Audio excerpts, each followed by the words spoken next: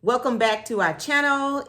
It's Billy and Yolanda. We are back for another marriage conversation. Yes. And today we're going to talk about one of the biggest topics when it comes to marriage. What do y'all think it is? Yep, you ain't even got to guess. It is money. Money. How many of you all know that money causes some stress in marriage? Yeah. Right? It can, right? But it doesn't have to. That's the good news. It does not have to cause you stress. Listen, and you got to keep an open mind. Things change. Things are different. You are together now. Okay, the scripture teaches us in Matthew 19:6 that we're no longer two, but we are one. Right. Therefore, what God has joined together, let no man separate. Right? We're going to start with that foundation when we talk about money today. Right. And when we say on that part of scripture, when you hear man, that means what we have learned from the world on how to be. That's right. It's time to be different, not to conform to that, but to be of a new mind about what we're doing now. That's right. So today's topic is money solutions for your marriage, because we're going to give you 3 things to think about, to consider when it comes to money and marriage. Y'all ready? Maybe help change things going on in your relationship as it is in terms of money. That's right. So the first point that we want to share with you today is that you need to avoid some things. Avoid what? So avoid. What are we avoiding? I think we're avoiding the confrontation. We're avoiding the blame. That's right. Okay. You have to avoid blaming each other. So one of the things that married couples do, we all come into this marriage with our own mindset, our own education, background, and perspective when it comes to money. And baggage. And baggage, that's for sure. And we bring that into the marriage, and then we expect our spouse to just do what we grew up with. Or we expect our spouse to do the way we say so because we think it's better. Or we expect our spouse to understand that our neglect is supposed to be there because of what our baggage is. And that's not true. Or we start to think, well, you're grown. You should know this. Right. You should know how this all works. Well, everybody wasn't taught the same. Everybody doesn't know the same. Everybody doesn't understand it the same way. So the first thing is we have to respect each other's perspective and avoid blaming each other for the lack of education or the lack of knowledge or the lack of understanding in the area of money. Right. And even if there's something wrong, one of the spouses is doing that may be taken away from the money, that has to go into the bucket of conversation.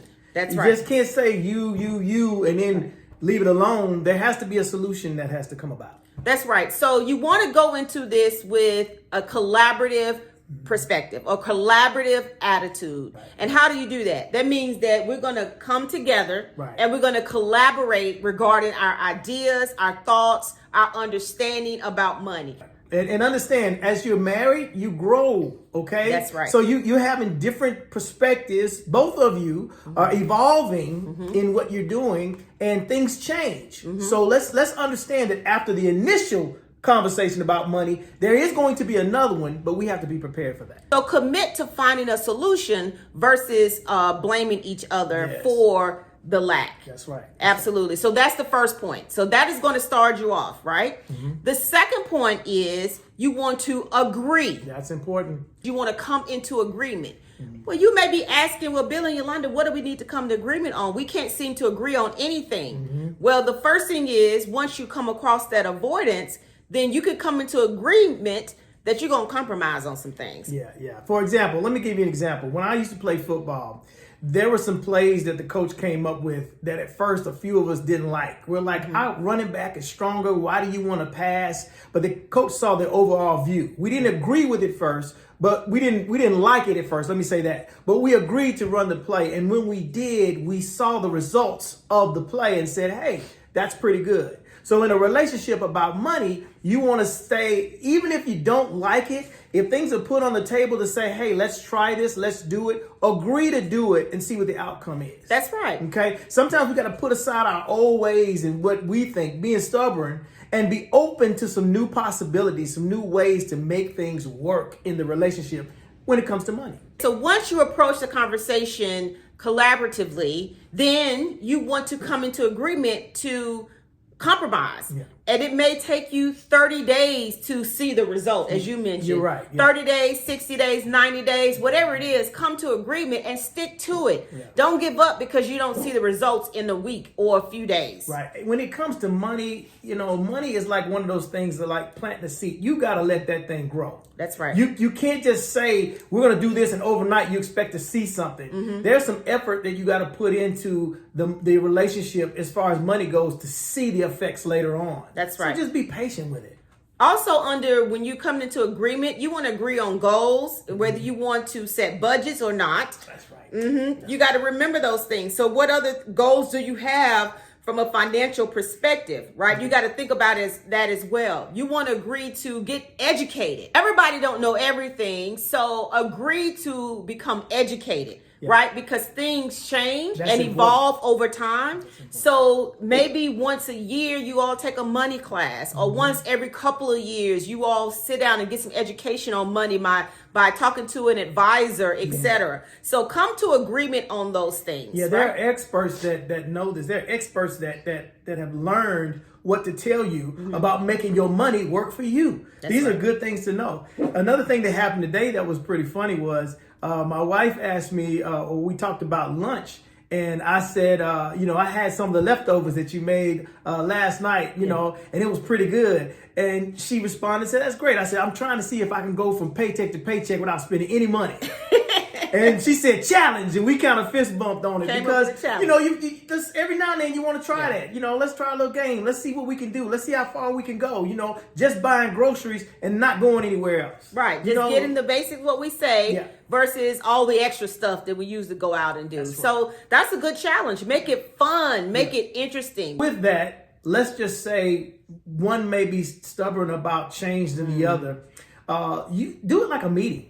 Yolanda and I, we always talk about being CEOs of your home. Yeah. Okay. And treat it like a business. Treat it like there's millions of dollars being leaked out somewhere, and we got to plug that in. Sit down and say, hey, can we talk about it? And then lay the numbers on the table. That's right. Put the paperwork and say, this is why I think we should. And then if you think, well, I don't think we should because, let's just have some answers down, not because we don't feel like it. Mm-hmm. Let's have some facts down and say, let's try it, let's do it. And that's what the big agreement, underlined, bold type agreement means, is because we got to agree to do it. That's right. Got to agree to try it. Okay. And every time your spouse asks you a question about it, doesn't mean that they are against it. Right. Maybe they need clarification. Mm-hmm. So it's all about how we receive what they're saying and asking us as well. But the meeting is a great idea because I know every time we have to talk about finances, I set a meeting up with Billy and I let him know in advance. Hey, on Thursday, can we sit down at 7:00 to talk about the budget, talk about the month ahead?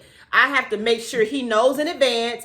And I have to make sure that he knows what we're going to talk about. Right. Because that prepares him, right? That prepares his mind. That's the way he processes. Once I understood that, I have no problem approaching him in that way. Yeah. Versus spontaneously coming home and be like, we need to talk. Right. Well, you spend this money. I got receipts. All that crazy stuff causes marriage stress and challenges that are not necessary. And if I may, I'm as stubborn as they come.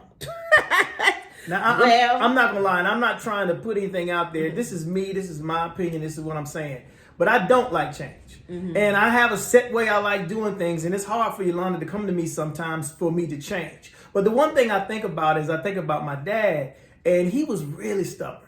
Mm-hmm. And he was set in his ways about some things. And it was really hard to move him. And in my mind, I was like, I don't ever want to be like that. Mm-hmm. But in reality, I am.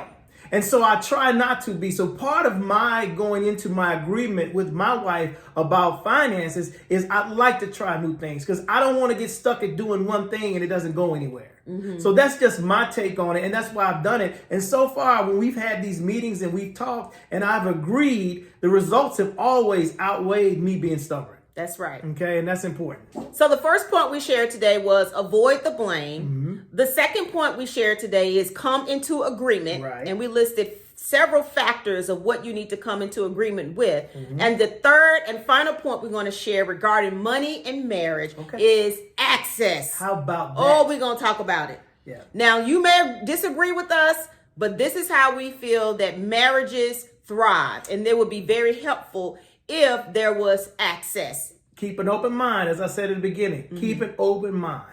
Okay. So what comes with access? What comes with access is transparency. You have to be transparent regarding money, right? So if you've had some challenges in the past of spending too much money, your spouse should know that. They should see it by your behaviors, your attitudes, and the way you approach things anyway already. Yeah. But come to the table with that with an awareness, hey, you know what?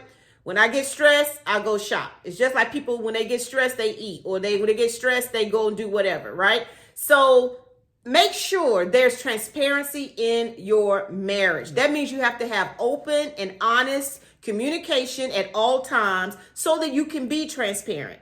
Before you go on and keep going, sweetheart, let me just say this. Remember, we have had practice all of our lives dating. Yep. Dating has nothing to do with being married. Those are two different things. So when we date, yeah, we've got our own things. When we date, yeah, I'm going to be my way. But when you're married and your marriage is anointed by God, God wants us to do this differently. He doesn't bless finances with just one spouse. He blesses the finances with both. Okay? So whether you're talking about making separate accounts or having one account together, it still needs to be an agreement. There's a difference. You may make decisions and set goals when you first get married. But I guarantee you, as you continue to be married and you grow older in your relationship, then there are going to be things there that are going to change. That's right. So you don't be afraid to change your goals from what they were when you first started. Don't be afraid to say, hey, okay, let's do this a little differently because life has changed. From coming from being parents to grandparents, to even your grandchildren graduating from college, there are investments in your future that you want to put together, so those goals will change. You just want to be open about your accounts. You want to be open about access, That's okay? Right. So I should be able to access an account if he has an account somewhere else, right? You always want to be able to do that. That's what we believe, because that is going to help you with your financial transparency. Yeah. Also, debt, there should not be any hidden debt. Credit cards, you go to the store, they're like, get 10% off if you sign up for this credit card. Don't sign up for that credit card if you ain't talk to your spouse about it. I don't care if it's 10% off. That's usually just tax anyway. Everything ain't a deal, right? So just know that financial transparency is important. It's going to help build trust in your marriage. And I'm not talking, and I don't want to step on any toes here, but we're not talking to the good marriages and great marriages. We're talking to the godly marriage seekers, okay? Because this is how this works. That's right. Okay, I'm not getting into anybody's personal space, but what I'm saying, if you are trying to lead a godly marriage life, this is where we're going. Yep. Transparency needs to be there. Access needs to be there. I have to have access. He has to have access to me. Right. So we do have a bonus point we want to share with you, and we want to tell you a story. Okay. So when we first got married, of course, Billy had an account. I had an account. Right? We agreed that joining our account together was the best thing that we need to do for our marriage. We actually believe in joining accounts. I know everybody don't rock like that. I get it. But we do believe in joining your own accounts. Now, you may have a savings account that could be yours, or, like a husband's savings account and a wife's savings account that's separate, but you have the joint account. What comes out of the joint account are your bills, right? All of your bills, paying your debt, paying your household responsibilities. That comes out of your joint account. And maybe your savings account is just for something you're saving up for personally, or your hobbies or something like that you want to have. But what we're saying is it's important that your spouse has access to that information. Right? We do believe that transparency is necessary and your spouse needs to have access, and that information is reviewed on a regular basis as you review the budget. Here's another reason we believe in joint, because we see so many married couples operating as roommates. And when I say roommates, meaning that he pays the mortgage, she pays the utilities. And it's like they're moving in two different lanes and they're not moving together. Right. That's why we believe in one joint account, and then everything is coming out and we discuss what is coming out and what is coming in. Versus that's your bill. Then it gets to that's your bill, these are my bills, and then that's what we're doing. That's a roommate attitude. That's a roommate perspective. That keeps things separate. We started off with this talk telling you what God has joined together, don't let man separate. If you, as we talked about earlier, being CEOs of a company, and you had millions of dollars coming through, there'd be no way that the two of you would be separate on who pays what. The two of you would want to know the overall content of money coming in and money coming out. Mm-hmm. Okay? Mm-hmm. And that's what's important. Your marriage is more important than being a CEO of any company. Mm-hmm. And when you talk about finances, this is your legacy, not only for the two of you, but for your children and grandchildren. That's right. Okay? Absolutely. So if you approach money with the concept of one team, one dream, that is the theme in our marriage. We're not in a competition. We're not against each other. I know Billy has my back. I have his back. We're here together. We're true ride or die with each other. Then I'm going to approach those money conversations with that in mind. Amen. Regardless of how he grew up and what he learned when he learned about money. I'm going to compromise and adjust to him, just like we talked about earlier. Yeah. And he's going to do the same for me. Right. And then we're going to grow together and learn new skills and new tools that we can put in our marriage toolbox that would help our marriage thrive when it comes to money. And just like we said, that may call for changing the goals and standards set when we first met. You got to have some flexibility. Yeah.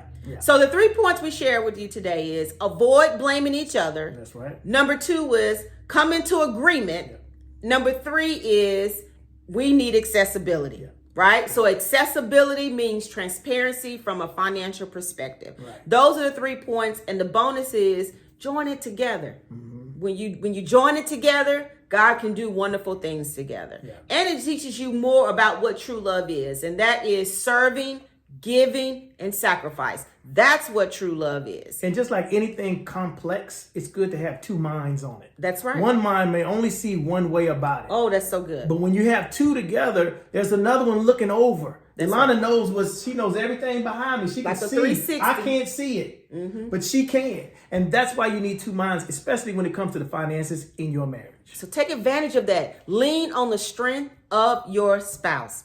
Well, I hope this talk helped you when it comes to money and marriage. Until next time, live in peace.